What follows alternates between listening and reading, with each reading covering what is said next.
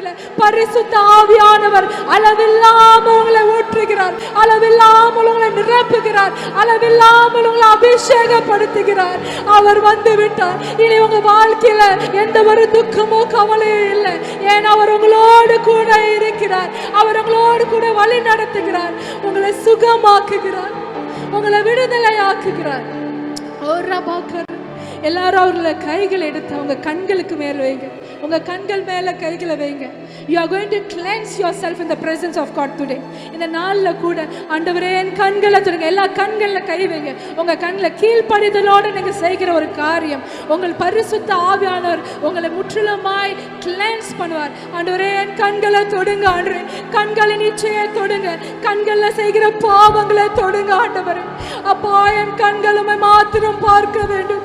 என் கண்களுமை மாத்திரம் பார்க்க வேண்டும். தேவையில்லாத காரியத்தை நான் பார்க்க கூடாது.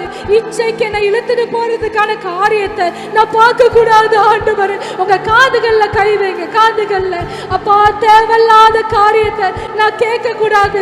உலகபுறமான காரியங்களை நான் கேட்க கூடாது.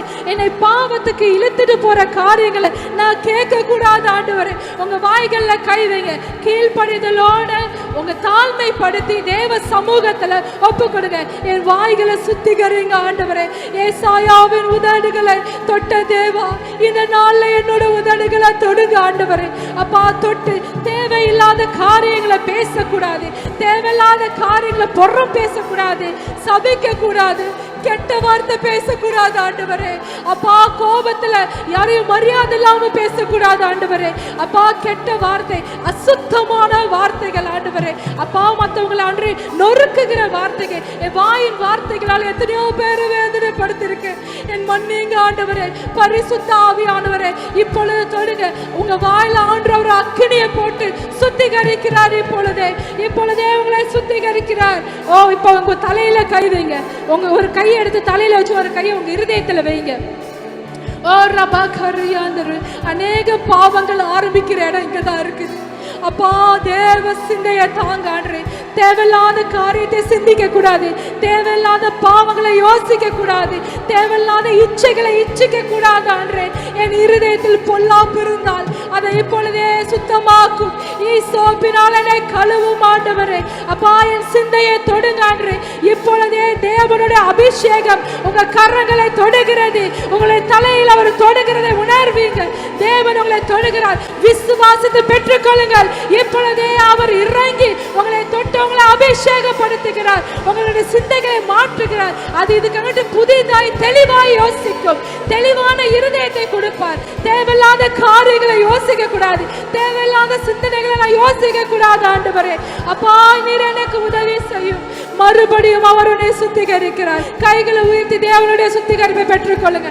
அவர் மறுபடியும் உன்னை சுத்திகரிக்கிறார். உன்னை சுத்தப்படுத்துகிறார். மறுபடியும் பரிசுத்த ஆவியானவர் உனக்குள்ள இறங்கி இருக்கிறார். இதோ அவர் உன்னை சுத்தப்படுத்தி உன் இருதயத்தை தெளிவாய் மாற்றுகிறார். தேவனுடைய தொடுதலை உணர்றீங்க. தேவன் உங்களை தொடுகிறதை உணர்றீங்க. தேவனால் ஆறுதல் பெறுகிறீங்க.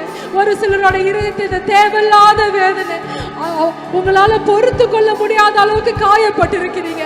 ஆண்டவரோட சமூகத்தில் உங்களுக்கு ஆறுதல் உண்டு. இப்போ தேவன் உங்களுடைய இருதயத்தை ஆறுதல் படுத்துகிறார். இனி நீ கலங்காத. அவர் உன்னோடு கூட இருக்கிறார். அவர் உன்னை ஆறுதல் படுத்துகிறார். நீ கலங்கி அழுந்த காரியத்தை இனி நீ காண மாட்டாய். இதை குறித்து வேதனைப்பட்ட காரியத்தை எதை குறித்து நீ அழுதுகிட்டு இருக்கியோ, எதை குறித்து நீ துக்கப்படுகிறியோ அந்த காரியத்தை தேவன் உனக்கு விடுதலை தருகிறார். விடுதலை தருகிறார். தேவனிடத்தில் ஆறுதலை பெறுவீங்க. ஒரு சிலர் தேவனோட அரவணைப்பை பெற்றுக்கொள்ளுங்க. You are feeling like God is hugging you. ஆண்டவர் உன்னை அணைக்கிறார். இந்த நேரத்தில் அவர் உன்னை அரவணைக்கிறார். பரலோகத்தின் தேவன் உன் மேல் அன்பாய் இருக்கிறார். அவருடைய அரவணைப்பை அவருடைய அன்பை பெற்றுக்கொள்ளுங்க. இப்பொழுதே தேவன் உங்களை நேசிக்கிறார். ஒரு சிலருக்கு தாங்க முடியாத சந்தோஷம், புரிந்து கொள்ள முடியாத ஒரு சமாதானம், அளவில்லாத ஒரு நிம்மதியை கொடுக்கிறார். பரிசுத்த ஆவியானவரால் மாத்திரம் இதெல்லாம் உனக்கு கொடுக்க முடியும். இந்த பரிசுத்த ஆவியானவர் என்று நீ பெற்றுக்கொள். அவர் உன்னிடத்திலிருந்து உனக்கு ஆறுதல் கொடுத்து, சமாதானத்தை கொடுத்து, சந்தோஷத்தை கொடுத்து, உன்னோடு கூட இருந்து உன்னை நடத்துவார். அப்பா நீங்களை நடத்துகிறதுக்காக நன்றி. அப்பா இதுக்கு மேல ஆண்டவரே நான் பாவம் செய்ய மாட்டேன், பரிசுத்த ஆவியானவரை துக்கப்படுத்த மாட்டேன்.